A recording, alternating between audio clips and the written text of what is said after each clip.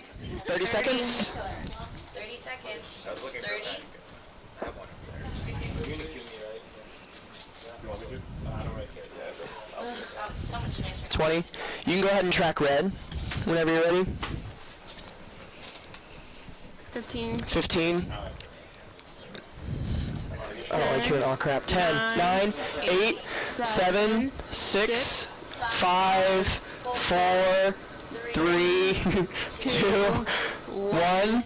Roll it. First at 5 from the University of Florida's College of Journalism and Communications. You're watching Track the anchors. News. Rolling A. Tonight, Ready B. officials are uncovering Ready new to flash. details on the fiery I-75 crash that took place in Ready January. flash. And it's been 6 Ready months two. since Ready to Hurricane Michael dissolve. destroyed Mexico Beach. Now the mayor says it may take 2 to 3 years to recover. Dissolve.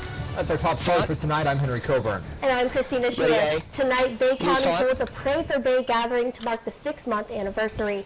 WUFT's Track A. Tessa Ventulin has the preview. Roll A take. This Fine. is Tommy Oliver Stadium at Bay High School, where they're setting up for Pray for Bay. Loose It's an front. event for community members to come together camera three. and for organizations to provide outreach. Rebuild Bay County is made up of over 70 Joe organizations, Schaefer. including Joe Schaefer. Habitat for Humanity and Doorways of Northwest Florida.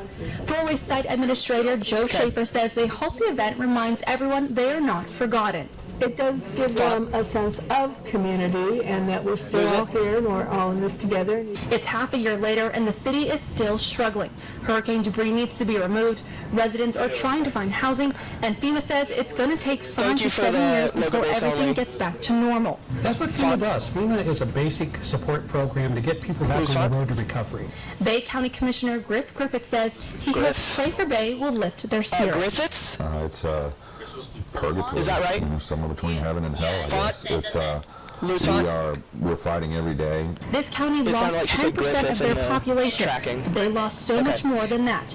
The estimated damage assessment, the money the county will use to clean up the area, will take over $661 million. That's more than double their budget. This will go towards debris removal, protective measures, and other reparations. While I say I'm proud of the effort we made, no more funds, I know we got a long way to go. Griffith says they have already borrowed $251 million. This money is spent by local governments and then reimbursed by FEMA later. Tessa Ventulin, WUFT News. Take. 6 months after Hurricane Michael, more than 200 families in FEMA's Transitional Assistance Program. Time is up. Roll B take. When Hurricane Michael swept through Florida's Panhandle, hundreds of houses were destroyed, leaving many homeless. After 6 months of living in Panama City Beach hotels, 200 families no longer have a roof over their heads. Track A. Some don't know where to go. Roll take. All kind of high pressure missions, and military and everything. I've done everything the military wanted me to do. I raised my hand. Now I feel like the government's throwing me to the curb.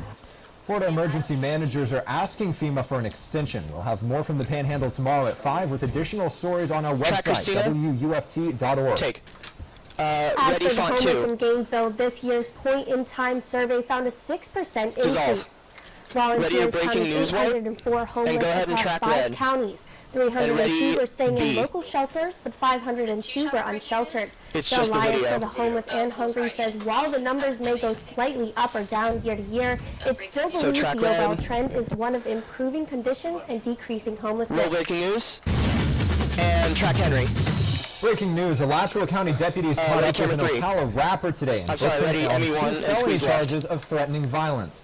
The sheriff's office says the rap posted last month on Facebook by Christopher Maurice McCollum mentions Gainesville rivals and has a line, catch you at a Gator game and shoot the whole campus up.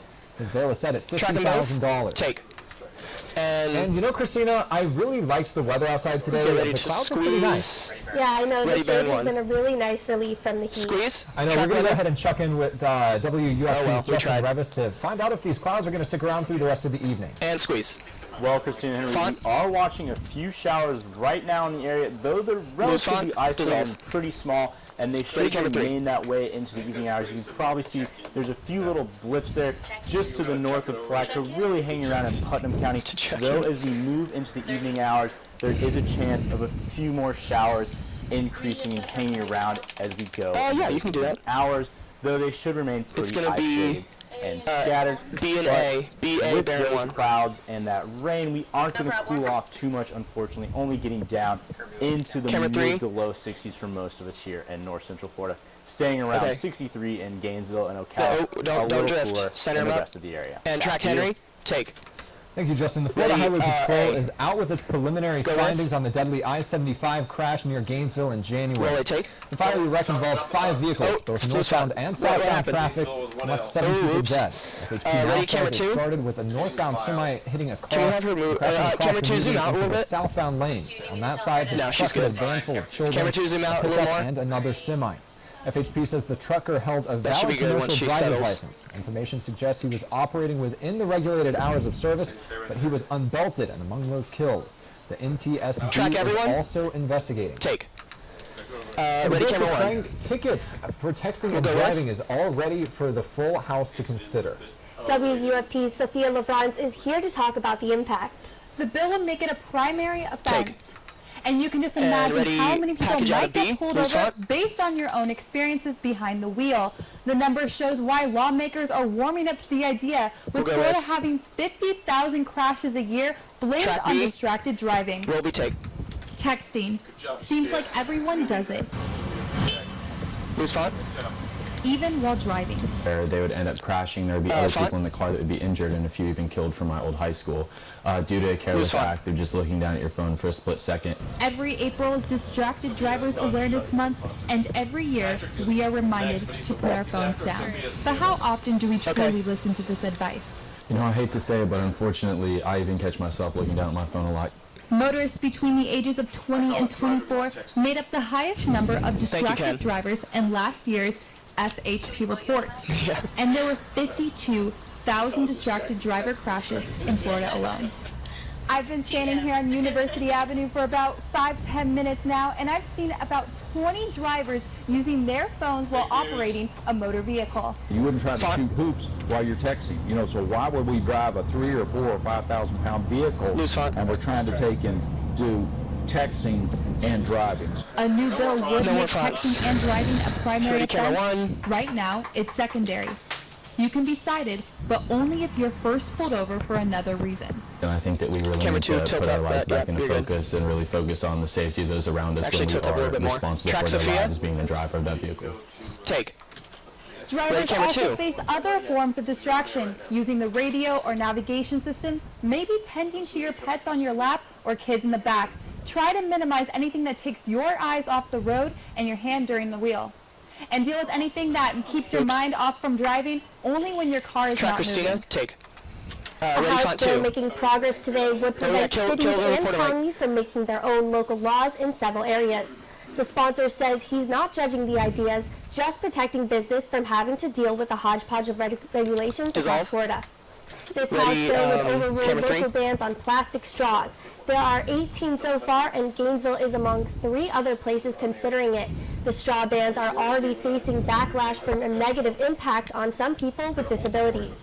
Alachua County would not be able to raise the legal age for tobacco sales to 21, and Key West would not be allowed to ban sunscreen to protect coral reefs. For sunscreen and straws, the Senate version favors a temporary ban while ordering more research. Florida-based inventors have their eyes on the prize. The inventors are vying for a $25,000 prize from the Cade Museum for Creativity and Invention. The Cade Prize is designed to reward people who creatively solve problems in their fields of expertise. Executive Director Stephanie Bale says innovation has long-term value for our community. It elevates this conversation of innovation in the state of Florida, which is really important because innovative ideas help drive entrepreneurship and builds business. Finalists will be announced, and the cutting-edge inventions will be on display tonight at the Cade Museum's Finalist Expo starting at 6 o'clock. And some Gainesville residents were surprised today by people dropping smoke bombs down manholes in neighborhood streets. Turns out it's nothing to worry about. WUFT's Elena Wilson explains to us what's going on. Gainesville Regional Utilities sometimes turns to smoke testing for the sanitary sewer system. The smoke can reveal major clogs or tiny leaks in pipes. As the sun was rising, the streets of this Gainesville neighborhood filled with smoke. GRU does periodic smoke testing to ensure sewers are in good shape. They don't want anything backing into homes or leaking out. GRU says the smoke is generally not a health concern. Smoke bombs that we use, they're non-toxic, non-flammable, and most cases, anyone who have respiratory issues, they're notified in advance. Okay, and go ahead and ready your next wipe, and you're coming up boxes with A, then B. So we work B, with then them. A, excuse me. According to GRU, everyone in this subdivision, Sorrento, was notified. We have door hangers. We have flyers Go ahead and hit your T's, not yet, sorry. And we'll get that in a second. Although they did not want to be on camera, about 10 people mentioned to me that despite the effort by GRU, they did not expect today's testing. Smoke venting from roof lines was a good sign, but smoke leaking from the ground was flagged for later repairs. Take. GRU will be doing more smoke testing in different areas soon, so watch for flyers like this one. The team likes to check back on areas they haven't visited in a long time. And roll your next wipe, track the anchors. After a unanimous vote in Parliament, New Zealand is making gun law history. Coming up. And remembering a life lost during the Parkland shooting. How these students are lifting up his legacy next. Flash. Ready, Black. And also after the break, I have more on your weekend warm-up. Kill weather, bump your music, and we'll go in 3, 2, 1, dissolve. That was a little slow, sorry. Okay. Ready your news rejoin, and ready camera 3. Go ahead and put education in the monitor.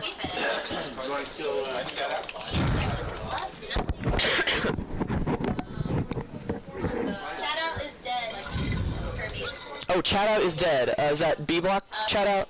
Specialty chat out is dead, B20.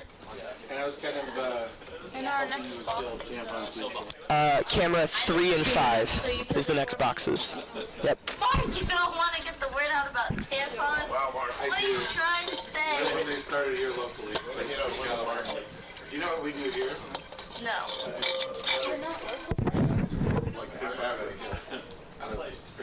Yeah, I mean, there are worse things. No, I'm saying, can we afford to ship them a few bucks? Yeah, okay. Let's see. Oh. Sorry about that tease. 1:30. 1:30. Camera 2 is drifting. Oh yeah, camera 2, go ahead and get set. Tampon Tuesday's been killed. If you need to refocus, do it now. Tampon Tuesday is also dead. Been replaced by Tequila Tuesday. Yeah, studio, just to reiterate, this was killed a while ago, but B15 to B17 are all dead. Yeah, is that better?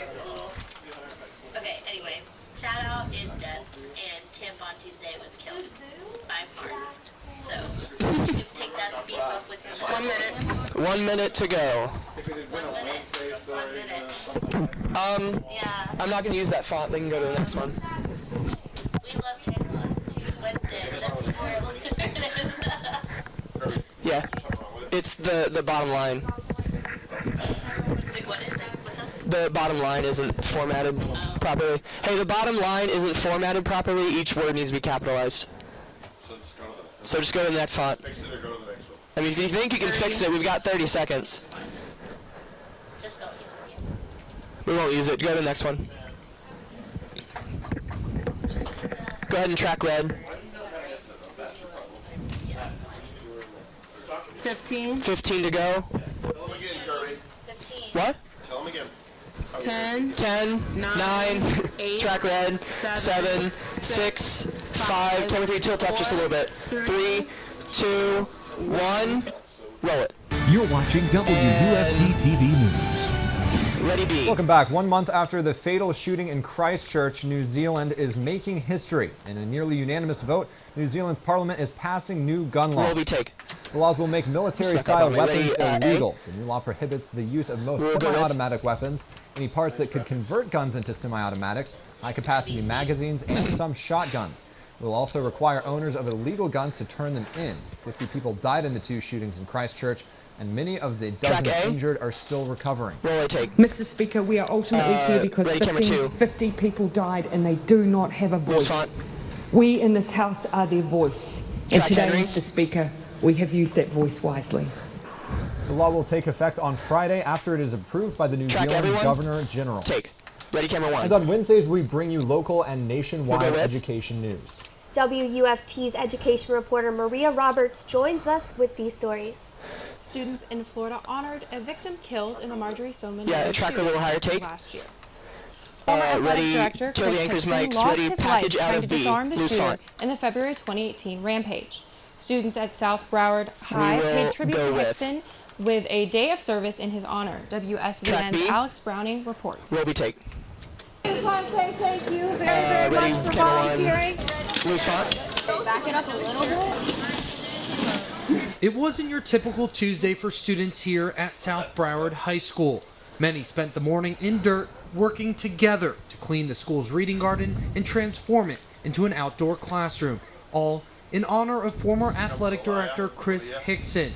Hickson was killed trying to disarm the shooter at Marjorie Stoneman Douglas High School last February. I feel like it's a very there's powerful 2 A's thing. in the Even prompter. if it's just pulling We have 1 weeds A. or painting the walls, I think it symbolizes a new beginning. We're not going to dwell on, the sadness, dwell on the past. We're going to build up a new garden, paint, and come together as a school. Please give a very warm welcome to Mr. Thomas Hickson. The day of service kicked off with Hickson's son Thomas, a South Broward alumnus and veteran, stressing the importance of character, stepping up and being a steward of the community.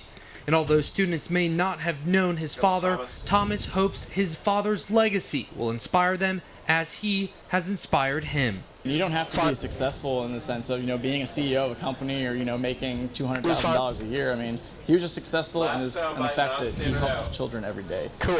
As an athletic director, he used sports as that outlet to really teach kids, life lessons. You teach them about camaraderie, teamwork, perseverance. You get knocked down, you get right back up. Take. The students' cleanup project is expected to be done by next month. Yep. Santa Fe College is teaching children to code through a popular digital building game. Kids will learn foundational computer science skills by using Minecraft Education Edition. The goal of the class is to provide students with fundamental skills for web design, HTML formatting, and robotics.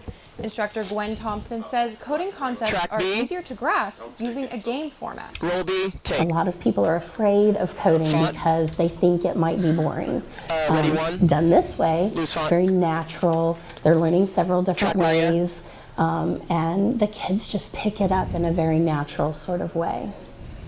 The Minecraft coding course will continue for the next 5 weeks. Registration for similar classes will open on April 17th as part of Santa Fe's College for Kids program. A high school principal in New Jersey has died after donating bone marrow to a student in France. Derek Nelson, principal of Westfield High School, donated his marrow to a student in France after being contacted by Be the Match. The National Bone Marrow Donor Program told him that his blood might be a match. Nelson agreed to donate his bone marrow and fell into a coma earlier this year after the procedure. He died this week from complications. Even if you never even spoke a word with him, his impact was felt the moment you walked in as a freshman or the moment you left as a senior. In an interview with the high school I don't know if I should use that one. The procedure, Nelson said it was a little bit of pain that can give someone years of joy. Two local students earned top honors at the state fair and are now qualified for the international competition. Buchholz High Junior Helena Jong won a Ying Scholars Grand Award, the highest award presented at the competition. Lincoln Middle School 8th grader Akash Verma was also named a Ying Scholar for his project. Jiang has qualified for an all-expenses-paid trip to Phoenix, Arizona in May, where she will represent Florida in the prestigious Intel International Science and Engineering Fair. Kill the reporter, Mike. Thank you. Christina, a lot of my friends have been really enjoying the summer-like weather. And if you enjoy warmer temperatures, the upcoming forecast might make you smile. Justin joins us again with a pretty warm few days ahead. Justin.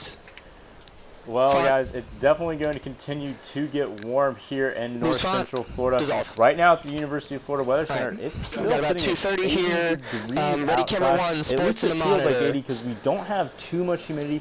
Already have a little bit of trickle of rain, though, slight breeze. And as we move into the evening hours, there is a chance of a little bit more rain. And we are seeing the cumulus clouds out there. No showers, though, on the horizon just yet, but we can expect a few scattered showers in our area as we move into the evening, although they will be fairly isolated. Yes, and by the early morning hours Tuesday, they should be out of our neck of the woods. So nothing to be too concerned about, but if you do see a little bit of rain this evening, that's all it is. Just a little scattered shower moving through. And as we go into evening hours, though, with all of those clouds, we aren't going to cool off too much. We are going to stay fairly warm, a little bit warmer than we were last night, only getting down to the mid to low 60s this evening. Because coming up, we'll kick out tomorrow, we are going to warm up. So if you do coming up, then next. Like I said, only cooling down into the mid to low 60s. 63 is our low here in Gainesville. A little cooler towards the Georgia border. 62 in Lake City and Stark. Also 63 in Ocala. 64 in the villages, and of course a little warmer on the coast, just as the ocean's regulate. That's good, camera one. Thank you. Temperatures going into 1 minute tomorrow, left to however, we are going to be a few degrees warmer. Tiff, when you see the 6-day forecast, hit your sports tees music, and then we'll bring it in when we take this 3-shot. Up to 87 here in Gainesville, 85 in Ocala, and then as we work towards the weekend and the start of the week, we're going to see the jet stream lift quite significantly, and with that we're going to get a lot of warm air, and those temperatures you're going to see are going to warm up all the way. You can track him a little bit higher. Okay, hit the sports tees. 91 is our peak on Saturday. Staying fairly dry though on Friday, but with Sunday evening into Monday, we can expect a front to move through. Give us even the chance of a thunderstorm, definitely some rain, but then cooling down into the mid-80s after that, but still about 6 degrees warmer than we would usually see this time of year. So pretty something, if you're looking forward to that summer weather, it's definitely something to look forward to. Track the anchors, take.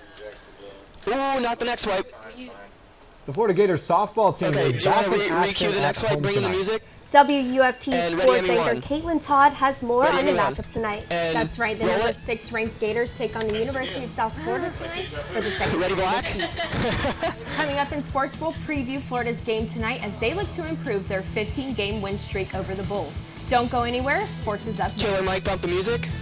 And we'll go in 3, 2, 1, dissolve. Oops, that video's out. Dissolve, go, go, go. 2:30. That's fine. So Emma? Yeah.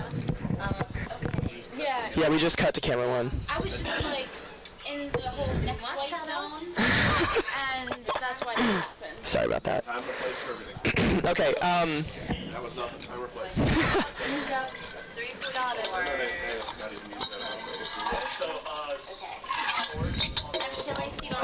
no, you're okay. Yes. Sports chat out is dead for right now. Gatorhead in the monitor, yes. And ready your sports rejoin. I was doing so good. It's, you know, it's one of those things. Yeah. 1:45. 1:45.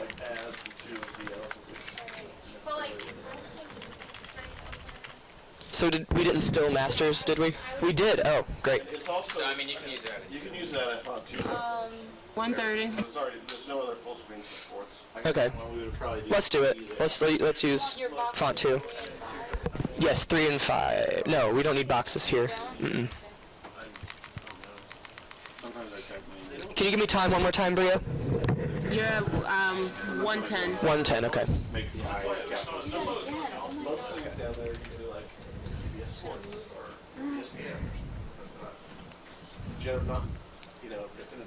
Thanks for staying with us, Tiff, with the next wipe. Oops. Is there anything I'm missing? What do I need? Gatorhead in the monitor. Ready camera 2. I think that's it. Ryan, am I missing anything? The sports rejoin's ready. 45. Camera 3, can you tilt down some? And truck right.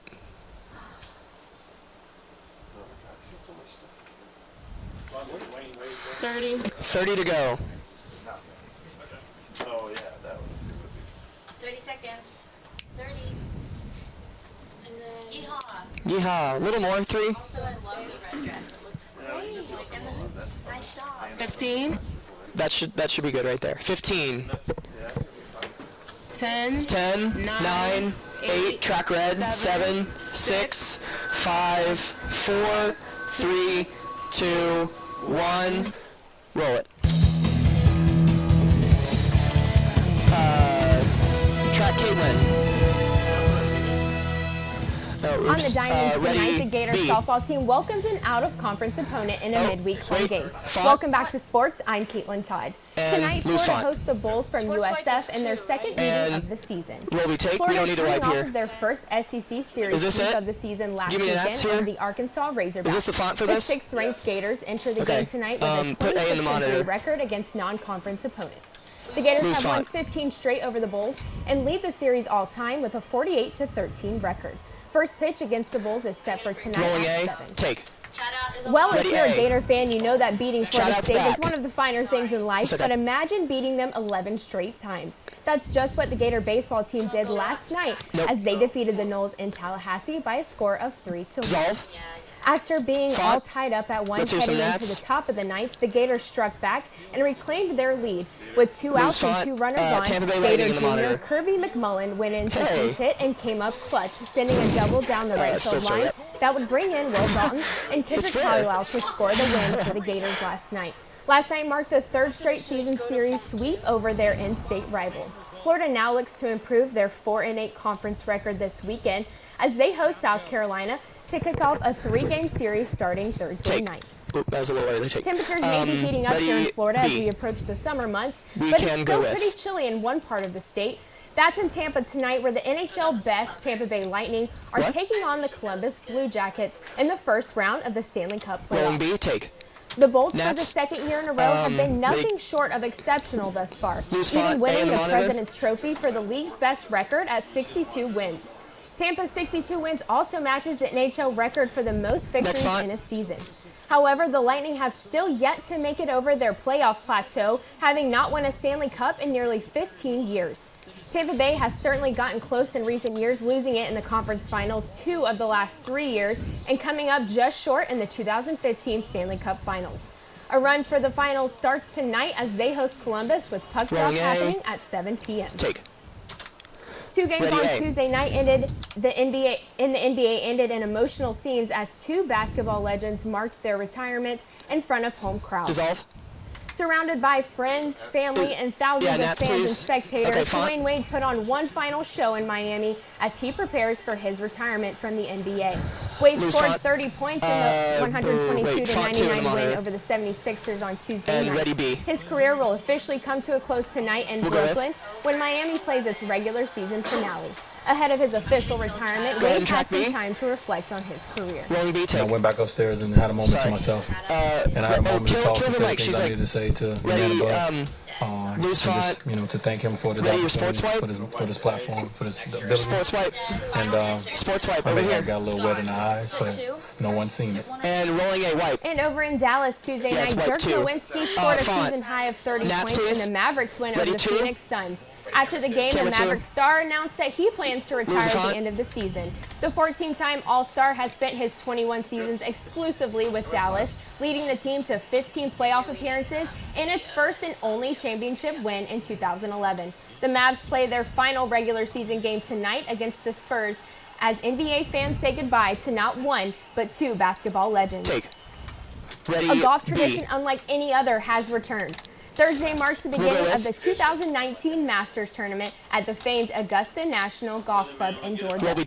This year's Masters features a total of 20 former champions, including players like Patrick Reed, Jordan Spieth, Phil Mickelson, and 4-time winner of the event, Tiger Woods. One former Gator will be on the green this week in Augusta, and that is Billy Horschel. Horschel was a 4-time All-American during his college career at Florida, but he is still looking for his first major win in a major championship. Kill the reporter, Mike. Ready, Thank you. At the San Diego Zoo, they're starting to say farewell to some fan favorites. 9 pandas will return to China by the end of the week. Roll a take. For more than 20 years, people have waited in long lines to meet these pandas. They first arrived in 1996 as a loan from China. The purpose was for zoo scientists to develop a breeding program and build a sustainable population of pandas in captivity. Mission accomplished. Pandas have gone from endangered to vulnerable. So for me, it's not going to hit me until I come back and see the empty bedrooms. I think that's when that's when the tears will probably come. One panda sent to San Diego became a mom 6 times over. China says she's the most prolific panda mom in any overseas zoo. Before we go, one last check on the weather. Track weather, take. Well, we are still, at least we were still tracking a few showers still in Putnam County near Palatka, though they seem to have already worked their way out of the area. But as we move into the evening, there is a chance we may still see some of those showers. 20 to dead relative. Lows, however, we are going to get down into the mid to low 60s for most of us here in North Central Florida. 63 Gainesville, Cal, 64 in the Villages, and 62 up in Lake 10 City. to dead relative. And as for the rest of your week, we are going to continue this warm-up process, getting all the way up to 91. Can we want to try for a beauty shot? Off after a front through Sunday and Monday, getting back down into the 80s. And track the anchors, take. Thank you, Justin. BBC World News is next, and the PBS NewsHour is coming up at 7. Our news team will bring you another show tomorrow at 5, but your Florida news is always on at WUFT.org. Have a good night. Dissolve. Ready, font 2. Yeah, kill the mics. Thank you for bumping the music. And dissolve. Ready, black. 6, 5, 4, and 2, dissolve. Okay. Whew. Not that bad. What about if 3 newbies all in place? Nice. Thank you, everyone.